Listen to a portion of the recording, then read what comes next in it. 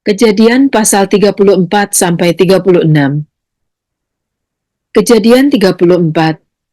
Pada suatu kali pergilah Dina, anak perempuan Lea yang dilahirkannya bagi Yakub, mengunjungi perempuan-perempuan di negeri itu.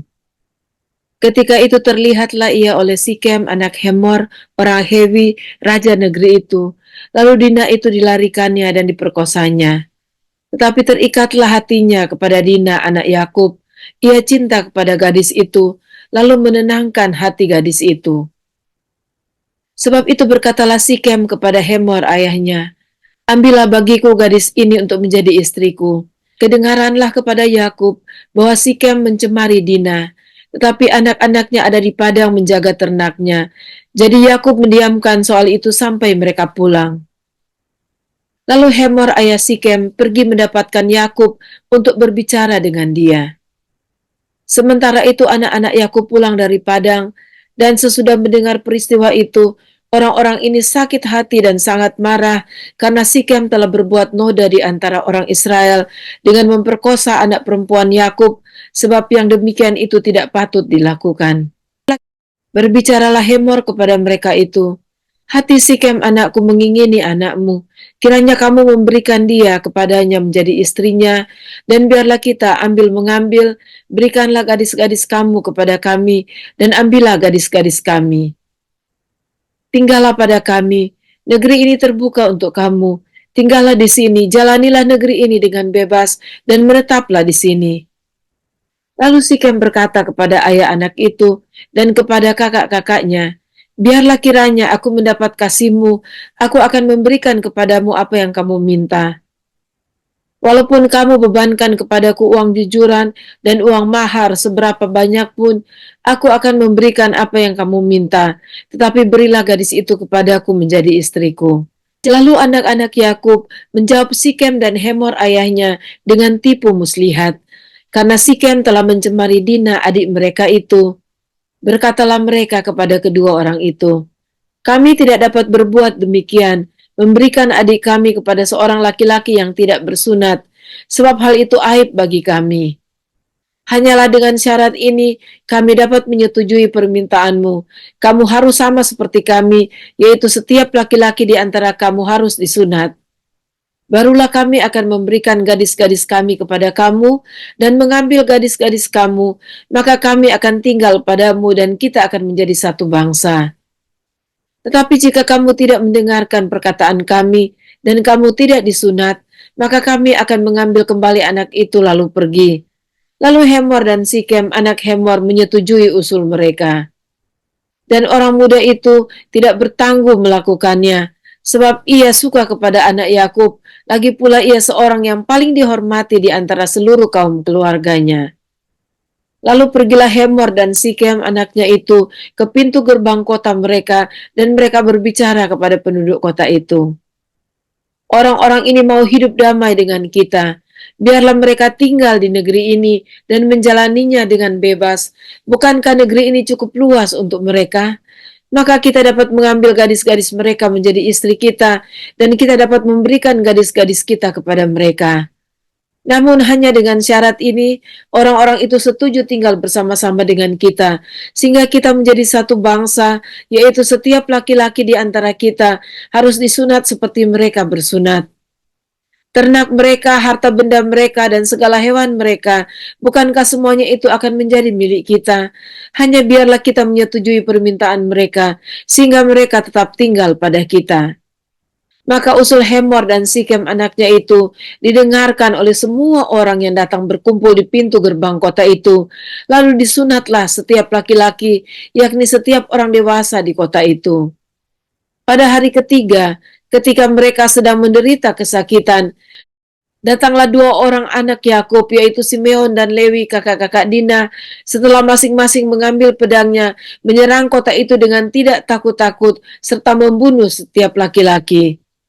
Juga Hemor dan Sikem anaknya dibunuh mereka dengan mata pedang, dan mereka mengambil Dina dari rumah Sikem lalu pergi. Kemudian datanglah anak-anak Yakub, merampasi orang-orang yang terbunuh itu, lalu menjarah kota itu karena adik mereka telah dicemari.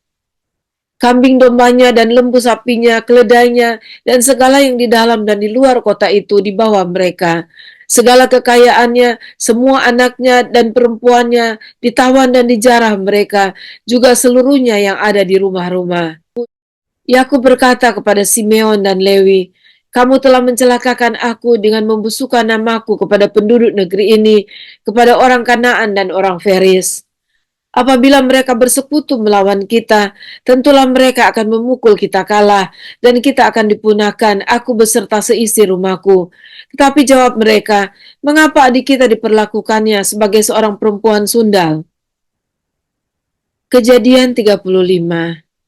Allah berfirman kepada Yakub, "Bersiaplah, pergilah ke Betel.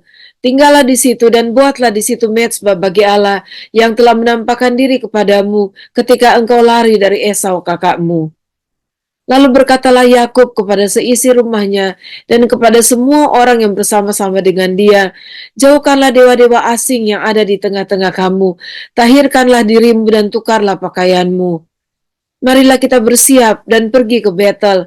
Aku akan membuat mezbah di situ bagi Allah yang telah menjawab aku pada masa kesesakanku dan yang telah menyertai aku di jalan yang kutempuh." Mereka menyerahkan kepada Yakub segala dewa asing yang dipunyai mereka dan anting-anting yang ada pada telinga mereka. Lalu Yakub menanamnya di bawah pohon besar yang dekat Sikem. Sesudah itu berangkatlah mereka, dan kedahsyatan yang dari Allah meliputi kota-kota sekeliling mereka, sehingga anak-anak Yakub tidak dikejar. Lalu sampailah Yakub ke Luz yang di tanah Kanaan, yaitu Betel, ia dan semua orang yang bersama-sama dengan dia. Didirikannya lah mezbah di situ, dan dinamainya lah tempat itu El Betel, karena Allah telah menyatakan diri kepadanya di situ ketika ia lari terhadap kakaknya. Ketika Deborah, inang pengasuh Ribka, mati, dikuburkanlah ia di sebelah hilir Betel di bawah pohon besar yang dinamai orang pohon besar penangisan. Setelah Yakub datang dari Padan Aram, maka Allah menampakkan diri pula kepadanya dan memberkati dia. Firman Allah kepadanya, "Namamu Yakub, dari sekarang namamu bukan lagi Yakub, melainkan Israel. Itulah yang akan menjadi namamu." Maka Allah menamai dia Israel. Lagi firman Allah kepadanya, "Akulah Allah yang maha kuasa, beranak cuculah dan bertambah banyak. Satu bangsa, bahkan sekumpulan bangsa-bangsa akan terjadi daripadamu dan raja-raja akan berasal daripadamu. Dan negeri ini yang telah kuberikan kepada Abraham dan kepada Ishak akan kuberikan kepadamu dan juga kepada keturunanmu." Lalu naiklah Allah meninggalkan Yakub dari tempat ia berfirman kepadanya. Kemudian Yakub mendirikan tugu di tempat itu, yakni tugu batu. Ia mempersembahkan korban curahan dan menuangkan minyak di atasnya. Yakub menamai tempat di mana Allah telah berfirman kepadanya Betel. Sesudah itu berangkatlah mereka dari Betel. Ketika mereka tidak berapa jauh lagi dari Efrata, bersalinlah Rahel, dan bersalinnya itu sangat sukar. Sedang ia sangat sukar bersalin, berkatalah bidan kepadanya, "Janganlah takut, sekali ini pun anak laki-laki yang kau dapat." Dan ketika ia hendak menghembuskan nafas, sebab ia mati, kemudian diberikannya lah nama Ben-Oni kepada anak itu, tetapi ayahnya menamainya Benyamin.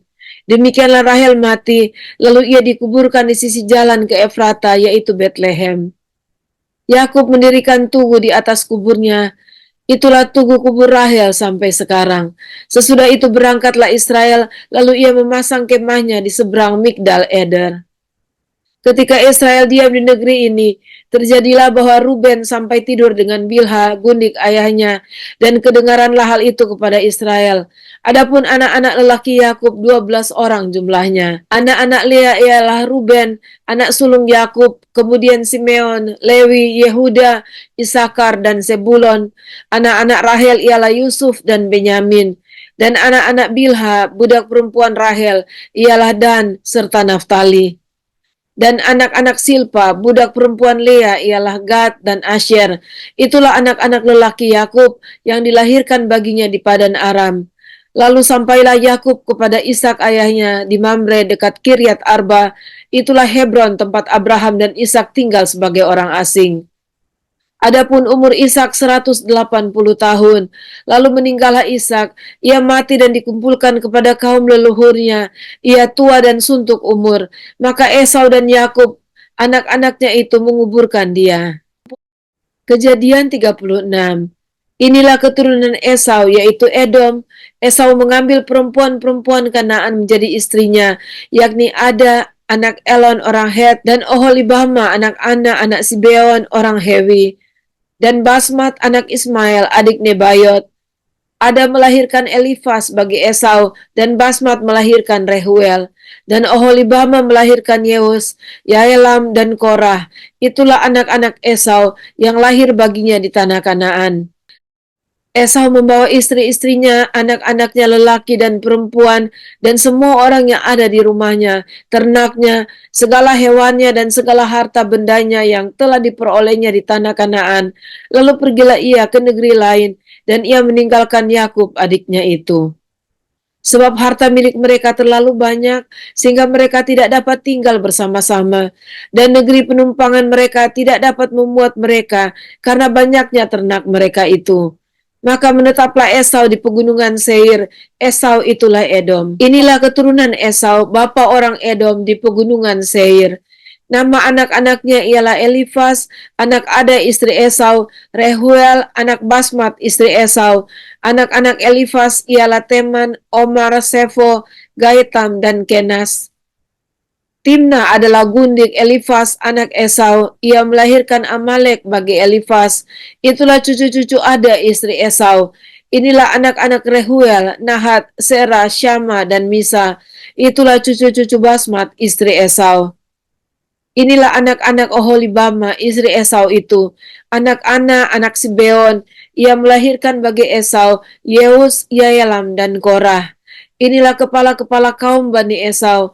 Keturunan Elifas anak sulung Esau, ialah kepala kaum Teman, kepala kaum Omar, kepala kaum Sefo, kepala kaum Kenas, kepala kaum Korah, kepala kaum Gaitam, dan kepala kaum Amalek.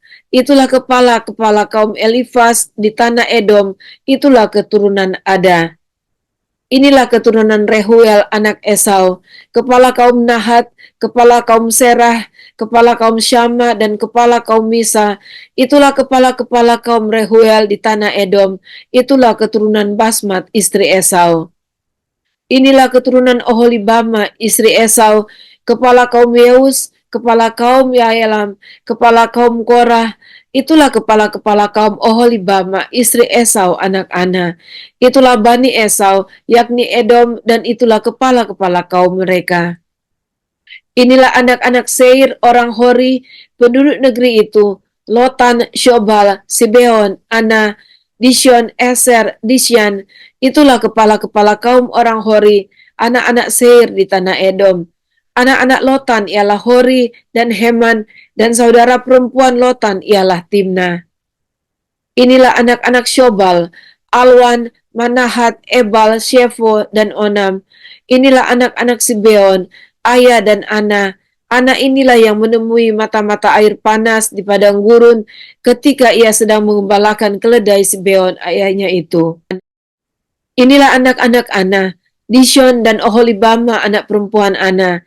Inilah anak-anak Dishon, Hemdan, Esiban, Yitran, dan Keran. Inilah anak-anak Eser, Bilhan, Saawan, dan Akan. Inilah anak-anak Dishan, Us, dan Aran. Itulah kepala-kepala kaum orang Hori, kepala kaum Lotan, kepala kaum Shobal, kepala kaum Sibeon, kepala kaum Ana, kepala kaum Dishon, kepala kaum Eser, dan kepala kaum Dishan. Itulah kepala-kepala kaum orang Hori, kaum demi kaum di tanah Seir. Inilah raja-raja yang memerintah di tanah Edom, sebelum ada seorang raja memerintah atas orang Israel.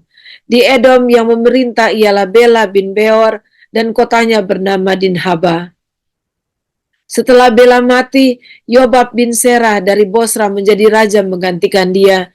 Setelah Yobab mati, Husyam dari negeri orang Teman menjadi raja menggantikan dia. Setelah Husyam mati, Hadad bin Bedad menjadi raja menggantikan dia. Dialah yang memukul kalah orang Midian di daerah Moab, dan kotanya bernama Awit. Setelah Hadad mati, Samla dari Masreka menjadi raja menggantikan dia. Setelah Samla mati, Saul dari Rehobot yang di pinggir sungai menjadi raja menggantikan dia. Setelah Saul mati, Baal-Hanan bin Akbor menjadi raja menggantikan dia. Setelah Baal-Hanan bin Akbor mati, Hadar menjadi raja menggantikan dia. Kotanya bernama Pahu, istrinya bernama Mehetabel binti Matred binti Mesahab. Inilah nama kepala-kepala kaum Esau menurut kaum dan tempat mereka, dengan nama mereka masing-masing: kepala kaum Timna, kepala kaum Alwa, kepala kaum Yetet, kepala kaum Oholibama, kepala kaum Ela, kepala kaum Pinon, kepala kaum Kenas, kepala kaum Teman, kepala kaum Mipsar, kepala kaum Magdiel, dan kepala kaum Iram. Itulah kepala-kepala kaum Edom menurut tempat kediaman mereka di tanah milik mereka. Edom ialah Esau, bapa orang Edom. Mari kita berdoa. Terima kasih Tuhan, kami bersyukur untuk hari ini. Terima kasih buat firman-Mu. Kami juga belajar dari Yakub. Tuhan memberkati dia. Dan kami percaya ya Tuhan, bahwa apa yang Tuhan buat baik bagi umatnya, bagi orang-orang yang tetap percaya dan tetap berpegang kepada Allah, Abraham, Ishak dan Yakub. Allah kami, Allah yang kami tahu dan kami kenal melalui Yesus Kristus Tuhan kami, Juru Selamat dan kekasih jiwa kami. Kami sangat bersyukur karena kami percaya hidup kami dalam tangan Tuhan dan segala sesuatu terjadi. Tidak ada yang kebetulan, tapi semua dalam rancangan dan rencana Tuhan yang sempurna bagi kami. Terima kasih, kami bersyukur dalam nama Tuhan Yesus. Amin.